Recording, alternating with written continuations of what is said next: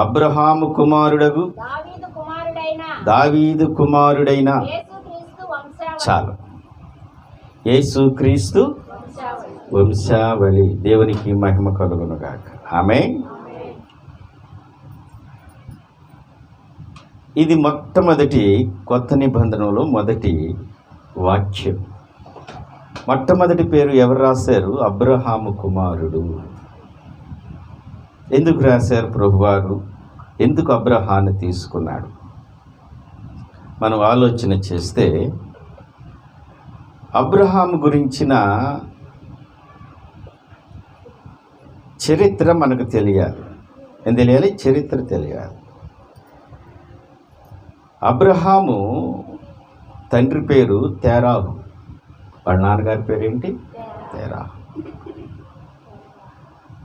ఆయన కల్దీ అనే దేశంలో ఊరు అనే పట్టణంలో నివాసం చేస్తున్నారు. వీళ్ళు విగ్రహారాధికులు. అయితే ప్రభువారు అబ్రహాంని మహిమలో దేవుడు అబ్రహాముకి ప్రత్యక్షమయ్యాడు. ఇది చరిత్ర గ్రంథాలు చదివితే అర్థమైంది. అపోస్తల కార్యాలు 7వ అధ్యాయము 1 నుంచి 3 వచనాలు. ప్రధాన యాజకుడు అడిగాను. అందుకు స్టెఫను చెప్పినదేమనగా, సహోదరులారా, తండ్రులారా, వినుడి. అంటలించి, మన పితరుడైన అబ్రహాము మునుపు మెసొపొటేమియాలో ఉన్నప్పుడు అడండలించండి, మహిమ గల దేవుడు అతనికి ప్రత్యక్షమాయను. చాలు. మెసొపొటేమియా అంటే ఇప్పుడు ఉన్న దేశం ఏంటంటే ఇరాక్. ఏంటి? ఏ దేశము? ఇరాక్. అబ్రహాం గారి దేశము ఇరాక్. వాళ్ళ నాన్నగారి పేరు తెరాహు. కల్దీలు అనే దేశంలో నివాసం చేస్తున్నాడు. ఊరు అనే పట్టణం అంటే ఇప్పుడు మనకున్న ఇరాక్ దేశం అన్నమాట. అక్కడ దేవాతి దేవుడు అబ్రహాముకి మహిమలో ప్రత్యక్షమయ్యాడు. ఇది చరిత్ర గ్రంథాలు చదివితే మీకు బాగా అర్థమైంది. అబ్రహాం యొక్క తండ్రి అయిన తెరాహు చాలా నిష్ఠ కలిగిన విగ్రహారాధికుడు. ఆయన ఏం చేసేవాడంటే ప్రతిరోజు ఉదయాన అరణ్యంలోకి వెళ్ళిపోయాడు, అడవిలోకి. అక్కడ 1 గంట, గంటన్నర, 2 గంటలు ఒంటరిగా అడవిలో గడిపి మళ్ళీ ఇంటికి వచ్చేవాడు. బాగా ఆస్తిపరులు వాళ్ళు. తెరాహుకి పెద్ద గృహం. ఒక గదిలోకి వెళ్ళేవాడు, తలుపులు వేసుకుని చాలా సమయం ఒంటరిగా గడిపేవాడు. ఆ గదిలోకి ఎవరిని అనుమతి ఇచ్చేవాడు కాదు. ఇలా చాలా కాలం కొనసాగింది. ఈ లోపల అబ్రహాముని విద్య నేర్పించడం కోసం వాళ్ళ నాన్నగారు బయట ప్రదేశానికి పంపారు. విద్యనంతా అభ్యసించి ఇంటికి వచ్చిన సమయంలో తెరాహుకి అస్వస్థత కలిగింది. తెరాహు అన్నాడు అబ్రహాం పిలిచి, అయ్యా, నాకు అనారోగ్యంగా ఉంది కాబట్టి నువ్వేం చేస్తావంటే, నేను ప్రతిరోజు అరణ్యంలోకి వెళ్తాను కదా, వెళ్ళి ఏం చేస్తాను, మన యొక్క దేవత ఉంది అక్కడ, ఆమెకి నైవేద్యాన్ని సమర్పించి రావాలి అని చెప్పాడు.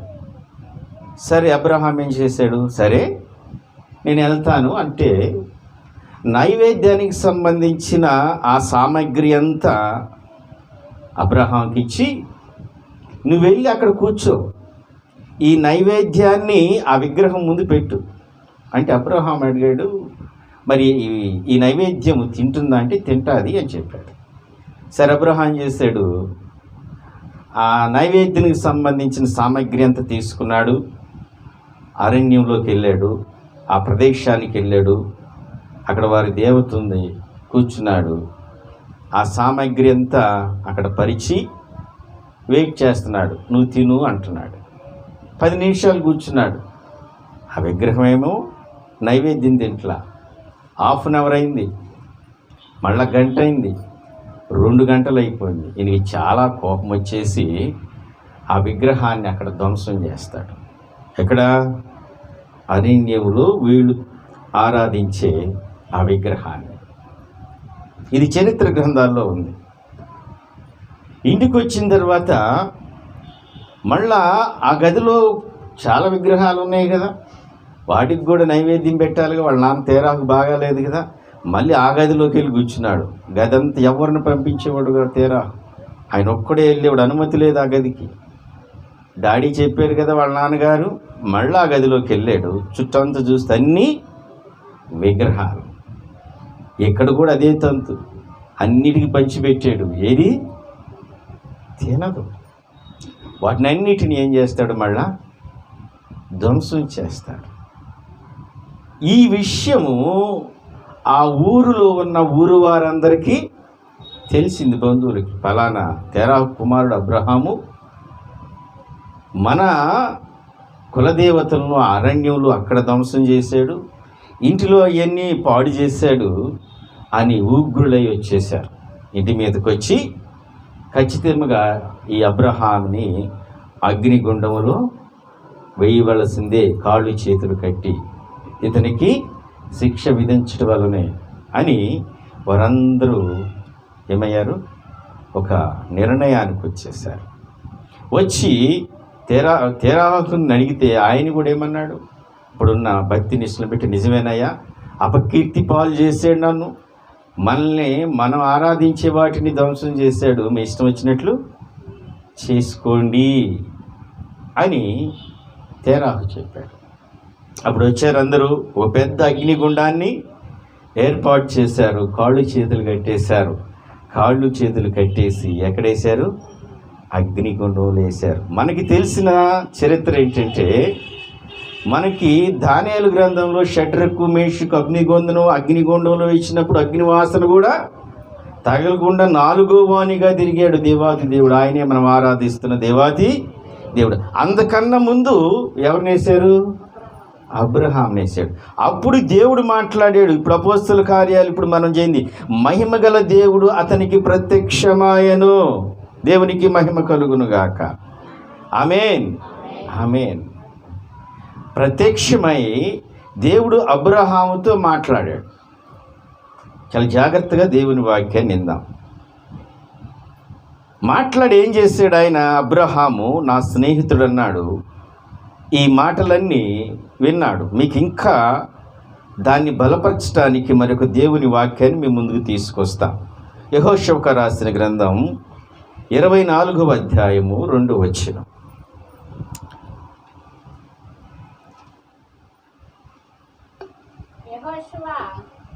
యెహోషువ జనులందరితో ఇట్లనెను, ఇశ్రాయేలీయుల దేవుడైన యెహోవా చెప్పినదేమనగా, ఆది కాలము నుండి నీ పితరుల అనగా అండలించండి, అబ్రహామునకు లాహోరుకును తండ్రి అయిన తేరాహు కుటుంబీకులు అంటే ఎవరు?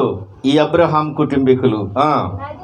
నది యూఫ్రటీస్ నివసించే అంటే ఇతర దేవతలను పూజించారు. వీళ్ళంతా ఇతర దేవతలను పూజించేవారు. యూఫ్రటీస్ నది అవతల వీరు నివాసం చేస్తున్నారని దేవుడు మాట్లాడుతూ అబ్రహాముని ప్రత్యేకపరిచాడు. ప్రత్యేకపరిచి ఏం చేశాడు అబ్రహాముని? ఇక్కడ చూద్దాం. ఆది కాండం 24వ అధ్యాయం 1వ వచనం. ఆది కాండం. అబ్రహాము బహుకాలము గడిచిన వృద్ధుడై ఉండెను. అండర్లైన్ చేయండి. అన్ని విషయములలోనూ యెహోవా అబ్రహామును ఆశీర్వదించెను. ఆమేన్. దేవునికి మహిమ కలుగును గాక. ఎన్ని విషయాల్లో? అన్ని విషయాల్లో అబ్రహాముని దేవుడు దీవించాడు, ఆశీర్వదించాడు. ఆమేన్. ఇప్పుడు అబ్రహాం మీద ఏముంది? ఆశీర్వాదం ఉంది. ఆమేన్. ఇప్పుడు ఒక మాట చెబుతున్నా, ఈ భూమి పైన ఎవరికైనా శాపమున్నా, కీడున్నా, మరణమున్నా అబ్రహాం వచ్చి చెయ్యి పెడితే చాలు, దేవునికి మహిమ కలుగును గాక. ఇప్పుడు ఏమైపోతారు? వాళ్ళందరూ ఆశీర్వదించబడతారు. ఆమేన్. ఇప్పుడు ప్రభువారు ఏం చేశారు?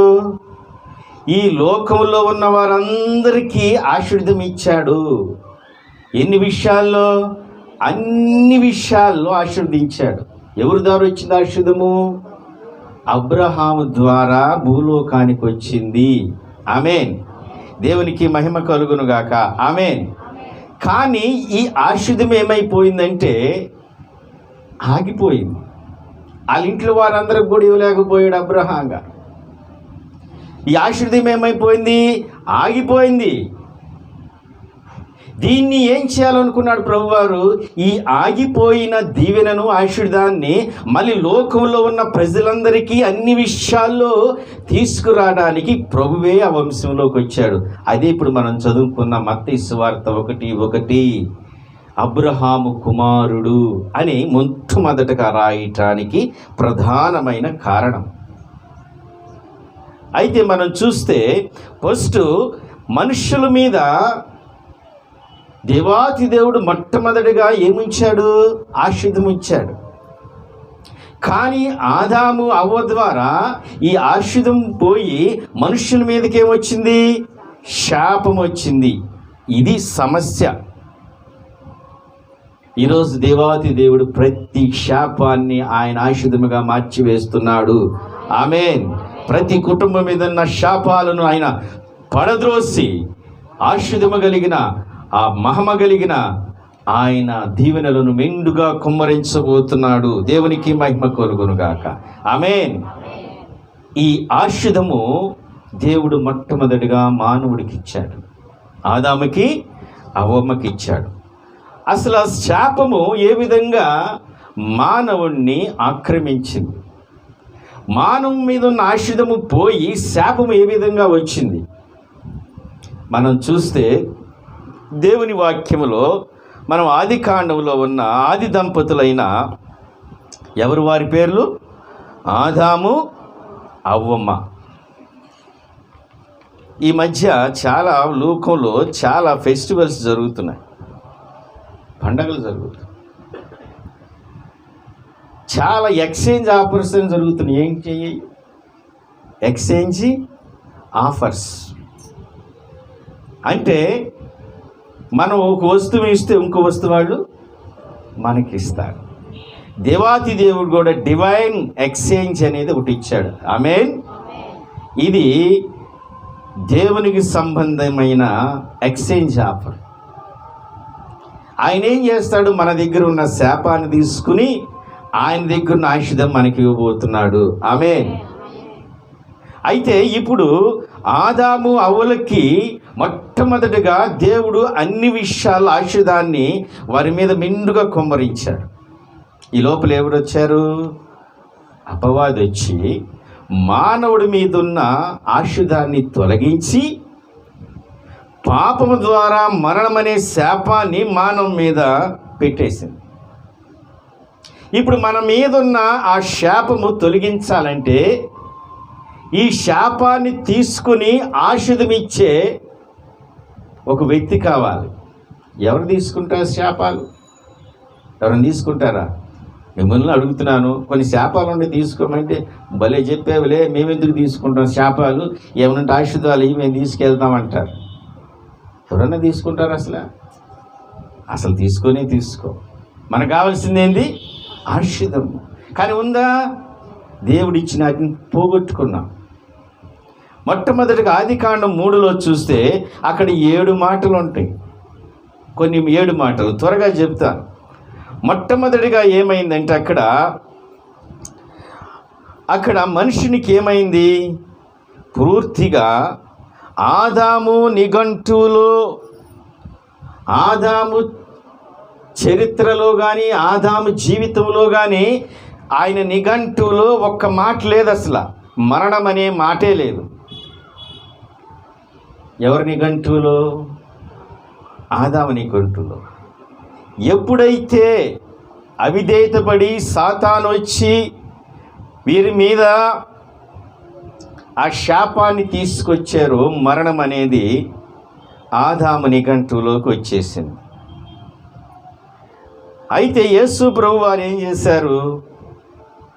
ఈ మరణాన్ని, శాపాన్ని ఆయన తీసుకుని సిలువలో దాన్ని సిలువేసి మరణాన్ని, నిత్య జీవం అనే ఆశుధం మన మీదకి ఇచ్చాడు. ఆమేన్. ఇది మొట్టమొదటి దేవుడి చేసిన ఘనమైన కార్యం. అదేవిధంగా చూస్తే రెండో మాట దిగంబరత్వం. రెండో మాట ఏంది? దిగంబరత్వం. మన దగ్గర చిన్న చిన్న పిల్లలు ఉంటారు, పసిపిల్లలు. వారు దిగంబరంగా వచ్చేసి వెళుతూ ఉంటారు. కానీ వారికి ఏం అనిపించదు, నిమిత్త బాగుండదు, సిగ్గుండదు, ఏముండదు. వారి భావన వారంతా ఎలా ఉంటుంది? వారికి ఏం అర్థం కాదు.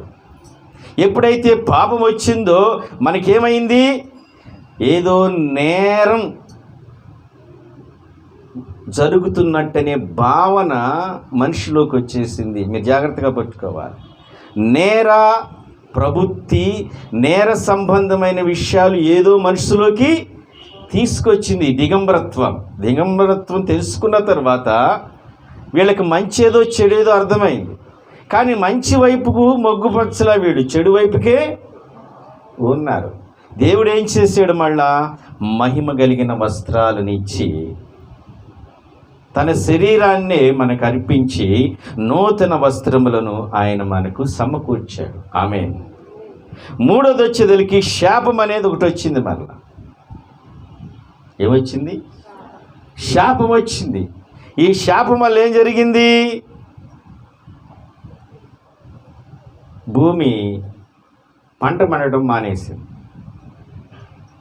భూమి పంట ఇవ్వటం లేదు. కష్టపడి చెమటోచ్చి పని చేయాల్సి వస్తుంది ఆదాం. అయినా కూడా నీటి ఎద్దడ. అంతేగా, ఇప్పుడు కూడా మనం నీటి కొరకు పోరాడుకుంటున్నాం. రాష్ట్రాలు కొట్టుకుంటున్నాం. నీటి ఎద్దట ఇది శాపమే. కరువులు, అంతేకాదు అనేకమైన ప్రజలు ఇబ్బంది పడటం, ఇది శాపము. ప్రభు ఏం చేశారు? ఈ శాపాన్ని కూడా ఆయన ఏం చేశాడు? తీసేసి ఆశుధముగా మార్చాడు. ఎలా మార్చాడు? మనము చెమటను కష్టపడి పని చేస్తూ ఉంటాం. ఆ చెమట ఆయన గెత్సేమని తోటలో రక్తస్వేదముగా మార్చివేసి ఆ చెమటను కూడా ఆశుధముగా మార్చివేశాడు. ఆమేన్. ఇక్కడ నేను ఆగుతా. ఇంకా చాలా జీవితాల్లో, కుటుంబ వ్యవస్థల్లో, వ్యక్తిగతమైన వ్యవస్థల్లో ఇంకా శాపము వెంటాడుతూనే ఉంది. ఈ కుటుంబాల్లో శాపము ఏలుబడి చేస్తుంది. శాపం అంటే ఏంటో తెలుసా?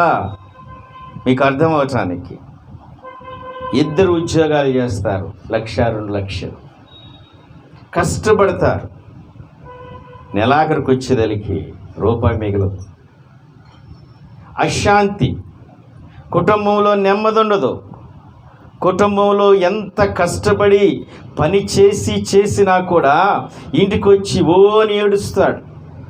ఎంత కష్టపడినా కూడా నేను ఎందుకు ఇట్లా ఉంటున్నాను, ఏది పట్టుకున్నా కూడా మట్టి అయిపోతుంది. నేను ఏది చెయ్యాలనుకున్న అతనికి శాపం ఆ కుటుంబం మీద కానీ ఆ వ్యక్తి మీద కానీ ఏలుబడి చేస్తున్నా, నువ్వు అతనికి కొన్ని వేల కోట్ల రూపాయలు ఇచ్చినా కూడా దాంట్లో ఎదుగుదల ఉండదు. ఆ శాపం ఉన్నప్పుడు ఏం జరిగిద్దో తెలుసా? రోగాలు వెంటాడుతాయి. ఆ శాపం ఏలుబడి చేస్తున్నప్పుడు అనారోగ్యం వెంటాడుతుంటుంది.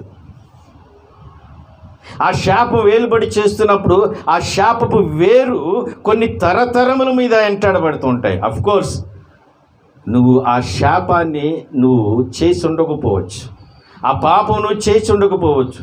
తల్లిదండ్రులారా, ఎంతమంది అయితే ఈ వాక్యాన్ని వింటున్నారో, నువ్వు దేవుడు చూడటం లేదులేని పాపమునకు నువ్వు దాసుడు అయితే,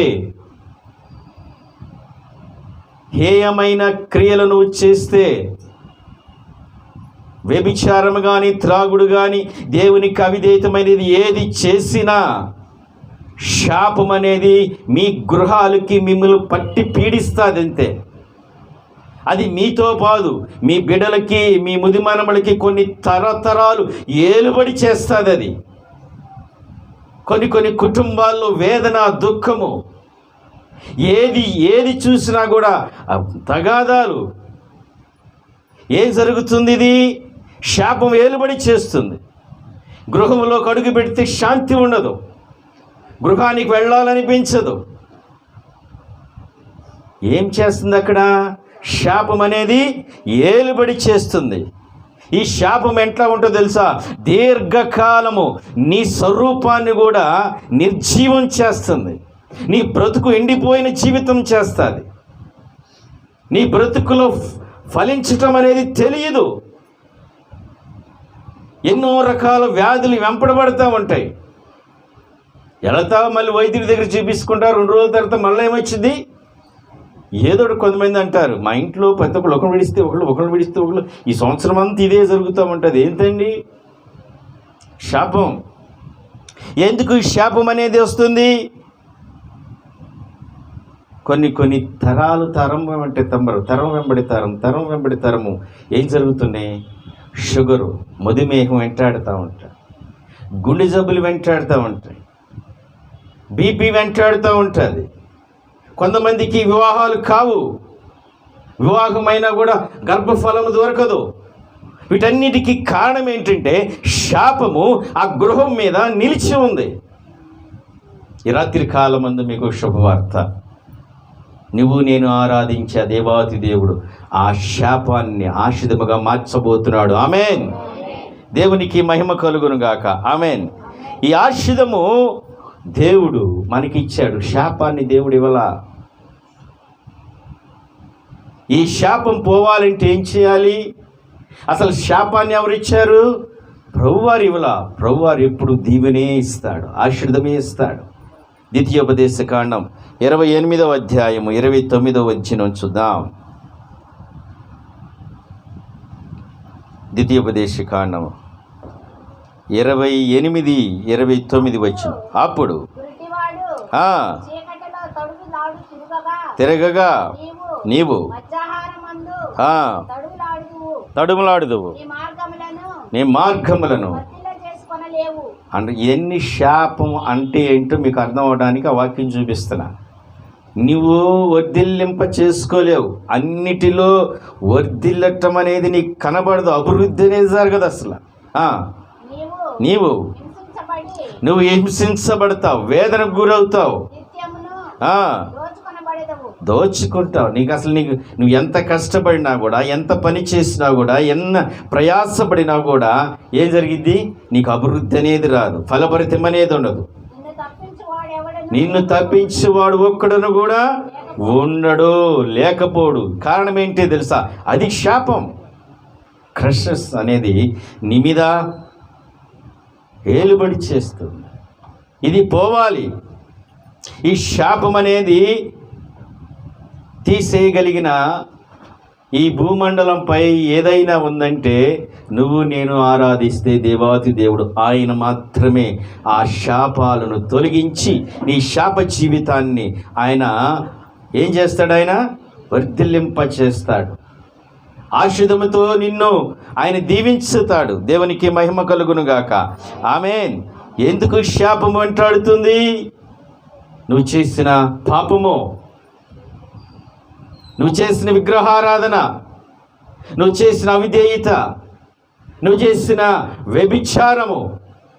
మీరు అనుకోవచ్చు అంత ఏమైన పదాలు వాడతారు ఏంటంటే, నీది కాని దాన్ని దేన్ని అది నువ్వు ఆశించినది వ్యభిచారమే.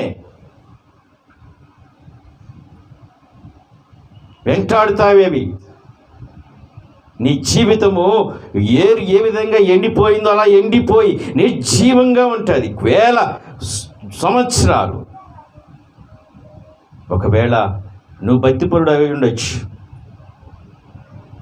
నీ తల్లిదండ్రులు, వారి తల్లిదండ్రులు ఆ శాపము తరం వెంబడి తరం వెంటాడుతారు.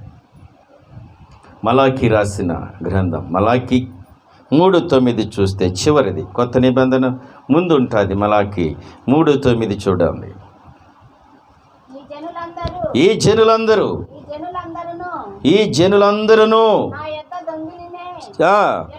ఉన్నారు, మీరు ఆమేన్. చాలు నేను ఇక్కడ ఆమేనన్నా, ఆ మాట అనకూడదు.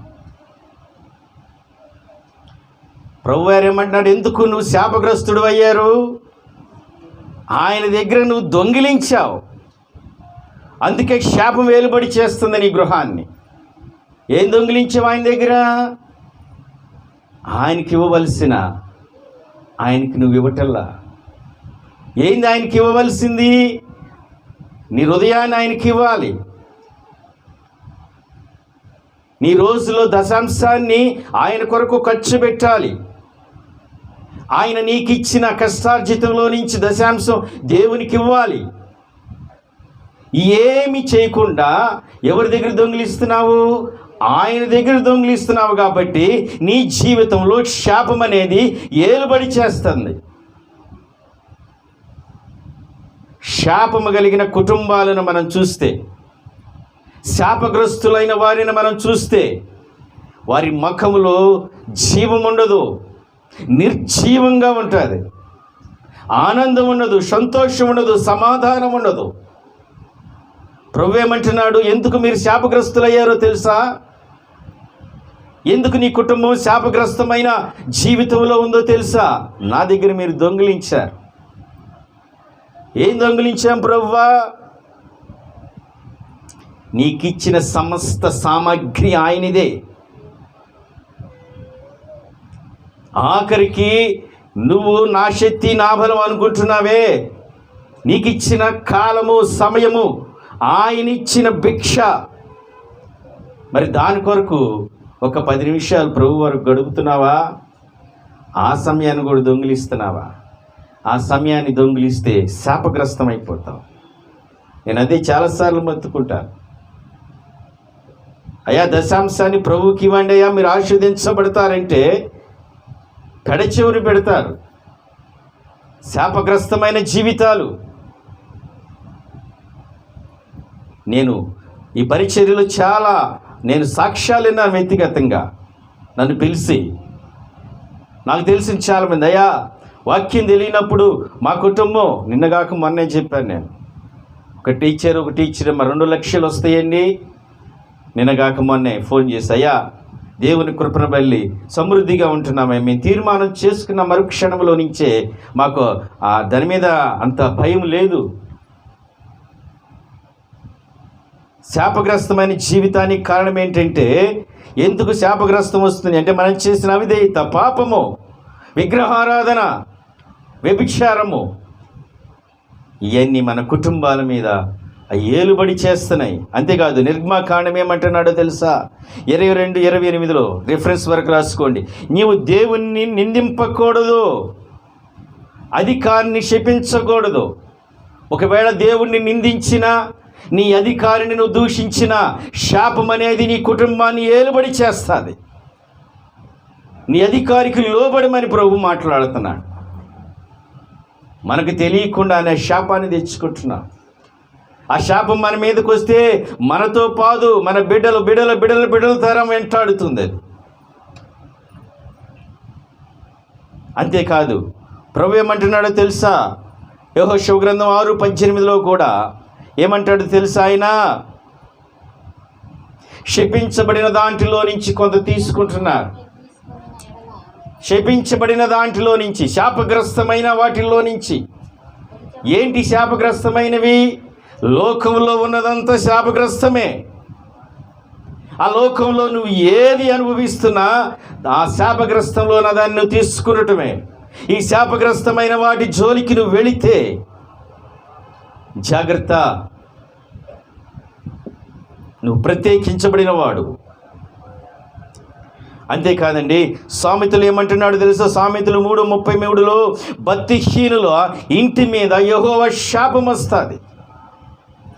భక్తిహీనుల ఇంటి మీద ఏమొస్తుంది? యెహోవా శాపం వస్తుంది.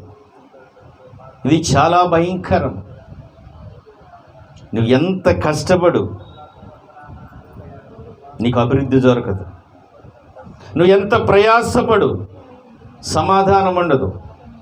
ఆ శాపం ఏలుబడి చేస్తే ఈ బ్రతుకు మరీ ఎలా ఉంటుందంటే దీర్ఘకాలముగా నిర్జీవమైపోతావు. ఎండిపోయిన జీవితం అయిపోయింది. అంతేకాదు 30:11 ఏమంటాడంటే, దాసుని గురించి నీ యజమానికి కొండెములు చెప్పినా కూడా శాపం నీ ఇంటి మీదకి వస్తుంది. ఏం చేస్తారు కొంతమంది? వాళ్ళ సుపీరియర్ దగ్గరికి వెళ్ళి పక్కోళ్ళ మీద చెబుతారు, ఎలా అండి అని. చెబితే ఏమొస్తుందట? శాపం అనేది వస్తుంది. అయితే ఈ శాపాన్ని దేవుడు మనుషులకి ఇవ్వలేదు, ఆయన తత్వమే కాదది. ఈ శాపాన్ని ఎవరు కోరి తెచ్చుకున్నారు? మనమే. ఆయన ఏమంటున్నాడు? ద్వితీయోపదేశకాండము 11వ అధ్యాయం 26 నుంచి 28 వరకు, అబ్బాయి 2 నీ ముందే ఉంచా నేను. దీవెనను నీ ముందే ఉంచాను, శాపాన్ని నీ ముందే ఉంచాను. నువ్వు ఏదో తీసుకో. నువ్వు శాపం తీసుకుంటావా, దీవెన తీసుకుంటావా, అది నీ ఇష్టం. మనం ఏం చేస్తున్నాము? చదవండి ఒకసారి ద్వితీయోపదేశకాండం 11వ అధ్యాయం 26 నుంచి 28 వరకు. చూడుడి, నేను మీ ఎదుట దీవెనను శాపమును పెట్టుచున్నాను. నేడు ఆజ్ఞాపించు ఆజ్ఞలను మీరు వినిన ఎడల దీవెనయు వినక విడిచి ఇతర దేవతలను అనుసరించిన ఎడల. చాలు. 2 నీ ముందుకు తీసుకొచ్చాడు ప్రభువారు. దీవెన నీ ముందే ఉంది, శాపము నీ మీదే ఉంది. నీకు దీవెనాశుధము కావాలంటే దేవుని ఆజ్ఞలలో చట్రంలో ఇమిడిపో. ఆమేన్. ఆశుధములు నీ ఎంపుట పరిగెత్తుకుంటూ వస్తాయి. నువ్వు ఏది పట్టుకున్న బంగారం అయిపోయింది. దేవునికి మహిమ కలుగును గాక. శాపం ఉంటే మటుకి బంగారం పట్టుకున్నా కూడా మట్టి అయిపోయింది. చాలామంది అంటారు, ఏంటంటే ఎంత చేస్తున్నా కూడా ముందుకెళ్ళటలేదు. కొన్ని సంవత్సరాల నుంచి వైద్యుల వైపు పరిగెడుతున్నాను, ఆరోగ్యం అలానే ఉంటుంది. ఏంటంటే ఇంట్లో మ్యారేజ్ కావట్లేదు, పిల్లలకి ఉద్యోగాలు రావట్లేదు. అందరికి ఉద్యోగాలు వస్తున్నాయి. నా పరిస్థితి ఏంటి? మా కుటుంబ పరిస్థితి ఏంటి? కుటుంబంలోకి వెళ్తే నెమ్మది ఉండదు. అయ్యో జాగ్రత్త, ఏదో శాపము ఏలుబడి చేస్తుంది. ఆ శాపాన్ని తొలగించగలిగే గొప్ప నామము, అన్ని నామముల కన్నా పై నామము యేసు నామము. ఆమేన్. ఆ నామము మాత్రమే ఆ శాపాన్ని తొలగించి నీ కుటుంబాన్ని ఆశీర్వాదకరముగా మార్చివేస్తుంది. ఆమేన్, ఆమేన్, ఆమేన్. ఒక మంచి మాట, ఒక మంచి సూత్రాన్ని ప్రభువారు మనకి ఇచ్చారు. నీకు ఆశీర్వాదము కావాలా? ఈ వాక్యాన్ని హృదయంలో పదిలపరుచుకో. జీవిత పర్యాంతం వరకు ఈ వాక్యాన్ని నీ గుండె గదులలో భద్రపరుచుకో. అంతేకాదు నీ బిడలకి ఈ వాక్యాన్ని నేర్పించు. ఈ వాక్యంలో నువ్వు అనుభవంలోకి రా. ఈ వాక్యాన్ని నువ్వు నిత్యము పారాయణం చేస్తూ జీవిత గమనంలో దాన్ని వాడుతూ ఉండు. కీర్తన గ్రంథం 109వ అధ్యాయం 17 వచనం చూడండి.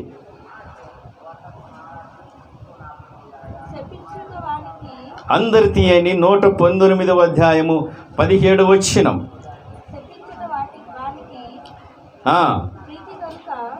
శపించబడే వారికి శపించటం ప్రీతి కనుక అది వారి మీదికి వచ్చును.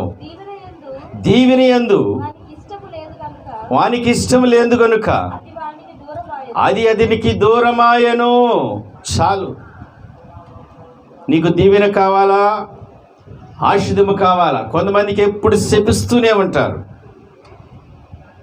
ఎవరైతే శపిస్తాడో ఆ శపించబడినవే వారి కుటుంబాల మీదకి వెళ్తాయి, వారి జీవితం మీదకి వెళ్తాయి. దేవుడు ఇచ్చిన మంచి సూత్రము, దైవ సూత్రం ఇది. ప్రభువారు ఏమంటున్నాడు? వాళ్ళకి శపించటమే ఇష్టం, వారికి దీవించటం తెలియదు. ఏదైతే శపిస్తున్నారో ఆ శపించేది వాడు పొందుకుంటారు. ఏ అమ్మ ఎవరు నోరు తెరిచినా చాలామందికి ఏందని చేస్తారు, దీవెన అనే మాట రాదు. ఒక మాట నేర్చుకోండి. నాకు కృతికంగా ఒక మాట వస్తుంది అలవాటుగా, గాడ్ బ్లెస్ యూ అంట. ఏమనాలి? గాడ్ బ్లెస్ యూ, నేను దీవిస్తున్నాను. నేను చాలాసార్లు చెప్పాను, మా కాలేజీలో కొన్ని వచ్చినప్పుడు, వాడు మిమ్మల్ని తిట్టాడండి. నిజమే, గాడ్ బ్లెస్ యూ. మీకు అన్యాయం చేశాడండి, గాడ్ బ్లెస్ యూ. వాడు అన్యాయముగా నీ మీద కొండెములు చెప్పాడండి, గాడ్ బ్లెస్ యూ. ప్రభు సూత్రం ఏంటి? నువ్వు శపించే మనసు ఉంటే ఆ శపించగలిగిన మాటలు నీ మీదకి వస్తాయి. నువ్వు ఆశీర్వదిస్తే ఆశీర్వదం కలిగిన మాటలే ఆశీర్వదములే నీ కుటుంబాన్ని వెంటాడతాయి అని పరిశుద్ధ గ్రంథంలో రాసి పెట్టాడు. దేవాతి దేవుడు తన నోటి నుంచి ఏమన్నాడు? నీ శత్రువులు కూడా ప్రేమించు, నీ శత్రువులను దీవించు. ఇప్పుడు నేను ఎవరైనా తెచ్చారనుకో, ఏమనాలి? ఏమైనా చాలా మాటలు ఉంటాయి మన తెలుగులో, మంచి మంచి. వాడి జీవితం పాడవును, వాడి నోట్లో మట్టు మనబడును. ఏమేమి మాటలు ఇవన్నీ? అంత భయంకరమైన మాటలు. వాడి చేతులు ఎరగా, వాడి కాళ్ళు ఎరగా. అంతేగా మనం అనేది. ఎప్పుడు నాశనం అయిపోతాడు వీడు. ఇవే నీ మీదకి వస్తాయి. పరిశుద్ధ గ్రంథంలో మళ్ళీ చదవమ్మా ఇంకోసారి. శపించుట వానికి ప్రీతి కనుక అది వాని మీదకి వెళ్ళిద్ది. ఎవడైతే శపిస్తున్నాడో ఆ శపితం కలిగిన మాటలు ఎవరి మీదకి వెళ్తాయి? వాడి మీదకి వెళ్తాయి. ఇప్పుడు శపిస్తారు, దీవిస్తారు. మీరు తెలుసుకోండి దేవుని సన్నిధిలో. ఈరోజు నుంచి యేసు నామములో ఏం పలకాలి? మీరు ఆశీర్వాదము కలిగిన మాటలే పలకాలి. ఆమేన్. కోడలు అత్తని తిట్టింది అనుకో, ఏం చేయాలి? అత్త నువ్వు ఇంకా గొప్పదాని అంటే ఏం గొప్పది? అవునా కాదా? దేవుని వాక్యం ఇది. సున్నా కానీ పొల్లు కానీ పోనే పోదు. ఆమేన్. ఉదయాన్నే నీ బిడ్డను లేచి నిందించకు. కోపాలు వస్తాయి, తాపాలు వస్తాయి. ఏం చేయాలి? ఉదయాన్నే లేచి వాడి దగ్గరికి వెళ్ళి ఒక నిమిషం ఉండి నీ కుడి హస్తాన్ని వాడి మీద పెట్టి ఏం చేయాలి తెలుసా? దేవుడు నేను దీవించునుగాక. ఆమేన్. మాట మొన్న చాలాసార్లు చెప్పాను. ఎంతమంది పిల్లల దగ్గర దీవిస్తున్నారా లేదా? ఆమేన్, ఆమేన్. ఇప్పుడు ఏమంటున్నాడు? శపించటం వాడికి ప్రీతి కనుక శాపకరమైన ఎవడి మీదకి వెళ్తాయి? అతని మీదకే వెళ్తాయి. ఈ రోజు నుంచి తిట్టకండి. తిట్టారంటే ఆ తిట్లు మీకే. ఎవరిని తిడుతున్నా? భర్తలు తిడుతున్నారా? అత్తలను కోడలను తిడుతున్నారా? లేకపోతే భర్తలను తిడుతున్నాడు, ఈ సన్నాసుడు ఇంకా రాలేదంటారు. కొంచెం చాలాసార్లు వింటాను నేను. ఆయన సన్నాసుడు కాదు, నువ్వు సన్నాసుడు అవుతావు. ఆయన ఏమవుతాడు? మంచిడు అవుతాడు. మా ఆయన బంగారం. ఆమేన్. నువ్వు బంగారం అవుతావు. మా ఆయన నా మాట వింటాడు. ఆమేన్. నీ మాట ఆయన వింటాడు. మా ఆయన దేవుని సన్నిధికి వస్తాడు. మా ఆయనంత మంచోడు లేడు. ఆమేన్. దూషించొద్దు, నిందించొద్దు, శపించొద్దు. ఒకసారిట నీళ్ళ కుళాయిల దగ్గర తగాద జరుగుతుంది. భయంకరమైన తగాద ఇద్దరికి. ఎవరికి? కుళాయిల దగ్గర మీకు తెలుసుగా, బిందెలు తీసుకుని కొట్టుకుంటారు. భయంకరమైన యుద్ధం అక్కడే జరుగుతూ ఉంటుంది. బాగా నీళ్ళ దగ్గర ఒక అమ్మ ఇంకో అమ్మతో బాగా తగాదాడుతుందట. ఒక ఆవిడేమో అన్యురాలు, ఒక ఆవిడేమో క్రైస్తవుని ఎరిగిన బిడ్డ. బాగా పీక్ స్టేజ్లో తిట్టుకుంటున్నారు ఇద్దరు కలిసి. ఈ లోపల పాస్టర్ గారు వెళ్తుంటే ఈ క్రైస్తవురాలు ఏందంట, ఏమన్నదంటే ప్రైజ్ లార్డ్ అన్నదంట. ఇదేమో తిట్టేమో అని అనుకుని ఆమెకు అర్థమైంది. ఎవరికి? ఎదుటావిడికి. నన్ను ఇంగ్లీష్లో తిడతావా? మీ అమ్మ ప్రైజ్ లార్డ్, మీ నాన్న ప్రైజ్ లార్డ్, మీ ముత్తాత ప్రైజ్ లార్డ్, నువ్వు ప్రైజ్ లార్డ్, నీ కొడుకు ప్రైజ్ లార్డ్ అని దేవునికి మహిమ కలుగునుగాక. ఆమేన్. ఇప్పుడు శాపం అంతా ఏమైపోయింది? ఆశీర్వాదంగా మారిపోయింది. దేవునికి మహిమ కలుగునుగాక. ఆమేన్, ఆమేన్. దేవుని బిడ్డ, నా రెండు చేతులు జోడించి చెబుతున్నా, నువ్వు పాపములో ఉన్నా, వ్యభిచారములో ఉన్నా, దేవుని ఆజ్ఞకు లోబడపోయినా, నీ అధికారులను దూషించిన, నీవు దేవునికి ఇవ్వవలసిన దేవునికి ఇవ్వకుండా దొంగిలించినా కూడా శాపము నీ మీద ఏలుబడి చేస్తుంది. ఈ రాత్రికాల సమయంలో దేవుని పాదాలు పట్టుకో. ఈ శాపాన్ని ఎవరు తొలగించారు తెలుసా? గలతీలకు రాసిన పత్రిక 3వ అధ్యాయం 13వ వచనం. గలతీ 3:13.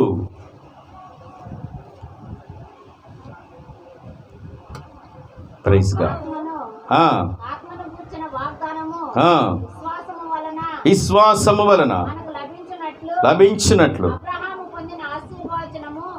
అబ్రహాము పొందిన ఆశీర్వచనము క్రీస్తు యేసు ద్వారా అన్ని జనులకు కలుగుటకై క్రీస్తు మన కొరకు శాపమై మనలను ధర్మశాస్త్రం యొక్క శాపము నుండి విమోచించిన దేవునికి మహిమ కలుగు. చప్పట్లో దేవుని మహిమ పొందుదాం. ఇప్పుడు ఏం చేశాడు దేవుడు? మన మీద ఉన్న శాపాన్ని ఆయన తీసుకుని ఆయన దగ్గర ఉన్న ఆశీర్వాదాన్ని మనకిచ్చాడు. This is a divine exchange offer. ఈ రాత్రి కాల సమయంలో అబ్రహాము, మనం చదివిన వాక్యంలో ఏముంది? ఈ అబ్రహాం ద్వారా ఏమిచ్చాడు? సకల ప్రజలకు ఆశీర్వాదం ఇచ్చాడు. ఇప్పుడు మీ ప్రార్థనలు ఒక మాట అన్నారు, అబ్రహాం ఆశీర్వాదం నా కుటుంబం మీద ఉండునుగాక, అబ్రహాం ఆశీర్వాదం నా బిడ్డల మీద ఉండునుగాక, అబ్రహాం ఆశీర్వాదము తండ్రి అయిన యేసు ప్రభు నా మీద కుమ్మరించునుగాక. ఆమేన్. ఇప్పుడు ఆశీర్వాదం నీకు కలగాలంటే నువ్వు చేయవలసింది ఒకటే, అయ్యా నేను శాపంలో ఉన్నాను, అయ్యా దుఃఖంలో ఉన్నాను, నా విధేయతల వల్ల తండ్రి నేను చేసిన నీకు వ్యతిరేకమైన పనుల ద్వారా, పాపము ద్వారా, అవిధేయతల ద్వారా, నీ వాక్యానికి నేను లోబడక తండ్రి, లోకంలో తిరిగి తండ్రి నేను శాపాలను కొని తెచ్చుకున్నాను. అయ్యా మీరు కార్చిన విలువైన రక్తముతో నా శాపాలను తొలగించండి. ప్రభు ఏమంటున్నాడో తెలుసా? మీరు రండి, మీ శాపాన్ని నేను తీసుకుని నా దగ్గర నా ఆశీర్వాదాన్ని మీకు ఇవ్వబోతాను. ఆమేన్. ఎప్పుడు ఇస్తాడో తెలుసా? ఆయన రక్తములో నువ్వు కడుక్కుని, ఆయన పాపాలు నువ్వు ఆయన ఎదురు చేసిన పాపాలన్నిటినీ ఒప్పుకుని, ఆయన నామములో నువ్వు అన్నిటినీ ఒప్పుకుని, ఆ నామమే నీ శాపాలను తొలగిస్తుందని నమ్మి నీ హృదయాన్ని శుద్ధీకరించుకొని ఆయన నామములో నువ్వు రక్షించబడి బాప్తీసం తీసుకున్న మరుక్షణములోనే ఆయన నీ శాపాన్ని తీసుకుని నీకు ఆశీర్వాదాన్ని కలుగు చేస్తాడు. ఆమేన్. దేవుడి వాక్యాన్ని దీవించి ఆశీర్వదించునుగాక. ఆమేన్. ఆమేన్. ప్రార్థన చేసుకుందాం. దేవుని బిడ్డ, దేవుని వాక్యాన్ని నువ్వు విన్నావు. ఇంకా శాపాల్లో నువ్వు ఉండాలనుకుంటున్నావేమో. లేదు ప్రభువా, నా కుటుంబం శాపంలో ఉండకూడదు ప్రభువా, ఆశీర్వాదంలో ప్రభువా దీవించాలి. నా కుటుంబం తండ్రి నాయన ఆశీర్వాదం కలిగిన అబ్రహాం లాంటి ఆశీర్వాదం నా మీదకి రావాలి, నా కుటుంబం మీదకి రావాలి నాయన. తరతరముల నుంచి నిలిచిపోయిన ఈ యొక్క శాపాలను, దోషాలను ప్రభువా నీ నామంలో కొట్టివేయండి ప్రభువా. ఆయన రక్తపు నీడ నీవు కిందకు వస్తే, రక్తధారల కిందను వస్తే నమ్మదగిన వాడు, ఆయన నీతిమంతుడు. నీ శాపాలన్నిటిని ఆయన తీసివేసి, నువ్వు ఏ రోగములోనున్నావో, ఏ శాపం కింద ఏలుబడి ఉన్నావో, ఎన్నో శాపాలు నీవు వెంపడబడి ఉండవచ్చు, కాయిన ఆయన విలువైన రక్తమైన ఔషధం కింద నువ్వు కొస్తే, ఔషధాన్ని నువ్వు తీసుకుంటే నీ శాపరోగాన్ని తీసివేసి ఆయన ఆశీర్వాదంగా మార్చే గొప్ప దేవుడు ఆయన. దేవుని బిడ్డ, దేవుని వాక్యాన్ని విన్నా, ఇంకా నీ కుటుంబం శాపంలో ఉంటే, ఇంకా నీ కుటుంబంలో అవిధేయతలు ఉంటే, నీ కుటుంబం ఇంక ఎండిపోయిన స్థితిలో ఉంటే, నీకు అనేకమైన దీర్ఘకాలిక వ్యాధులు నిన్ను వెంటాడుతూ ఉంటే, దేవుని నామములో, అదే సన్నిధిలో, ఆయన నామములో ఒప్పుకొని విడిచిపెట్టు ప్రతి అవిధేయతను, పాపాన్ని, శాపాన్ని. అయ్యా తండ్రి నాయన, నా బిడ్డలు ప్రభువా నాయన శాపంలో మగ్గిపోకూడదు, నా కుటుంబం తరతరాలు శాపంలో ఉండకూడదు ప్రభువా నాయన. శాపాలను ఇప్పుడే మీ నామంలో కొట్టివేయండి ప్రభువా, మీ రక్తంలో కడిగివేయండి ప్రభువా. నా యొక్క శాపాలు తరతరముల నుంచి ఉన్న ప్రతి శాపాన్ని యేసు నామంలో తొలగించమని ఆయన సన్నిధిలో ప్రార్థన చేస్తే, ఆయన నమ్మదగిన వాడు, నీతిమంతుడు కాబట్టి నీ శాపాలను ఆయన తొలగించి నీ శాపకరమైన రోగబరు జీవితాన్ని ఆయన ఆశీర్వదకరమైన దీవెనకరమైన కుటుంబంగా మార్చివేయునుగాక. ఆమేన్. ప్రేమగల ఆయన, కృపగల తండ్రి, పరిశుద్ధుడా, నీ పరిశుద్ధమైన పాదాలను బట్టి నీకు వందనాలు చెల్లిస్తున్నానయ్యా. ఆయన మీరు మాట్లాడారు ప్రభా. అబ్రహాము తండ్రి నాయన సకల జనులకు ఆశీర్వదకరంగా ప్రభా మీరు ఆశీర్వదిస్తే ప్రభా ఆశీర్వాదం అక్కడితో ఆగిపోయింది. మరలా తండ్రి నాయన మీరు ఆశీర్వాదాన్ని ప్రభా నాయన అన్ని ప్రజలకు అందరికీ భూలోకమంతా వ్యాపించటానికి ప్రభా నాయన పరలోకము నుంచి తండ్రి ఈ భూలోకానికి వచ్చిన గొప్ప దేవానికి వందనాలు అయ్యా. ప్రభా మా శాపాలన్నీ మీరు తీసుకొని కల్వరిగిరిలో అయ్యా ప్రభా నాయన అంత ప్రభా శాపము కలిగిన ప్రభా మరణాన్ని ప్రభా సిలువలో మీరు ప్రభా నాయన తీసుకున్నారు. మాకు ఆశీర్వదకరమైన దీవెనకరమైన జీవితాన్ని నిత్య జీవానికి వారసులు చేశారయ్యా. అదను బట్టి నీ కొందనాలు. ఇంకే బిడ్డలైతే ప్రభువా నీ ఆశీర్వాద కింద నీ నామంలోకి రావాలనుకుంటున్నారు వారి కొరకు ప్రార్థన చేస్తున్నాను ప్రభువా. ఆ శాపాలను యేసు నామంలో కరిగిపోవును గాక. ఆ శాపాలన్నీ యేసు నామంలో విరిగిపోవును గాక. ఆ శాపాలన్నీ ప్రభువా పడదోయబడును గాక. తండ్రి నీ నిత్యమైన దీవెనలతో ప్రభువా సకల ఆశీర్వాదములతో ప్రభువా బిడ్డలను నింపి మీరే మహిమ తెచ్చుకోండి ప్రభువా. మీ బిడ్డలను మంచి మీరే మహిమ తెచ్చుకోమని తీసుకొచ్చిన ప్రతి బిడ్డను పేరు పేరున దర్శించండి. వారికి కావలసిన ప్రతి అవసరతను మీరు తీర్చి మీరే మహిమ తెచ్చుకోమని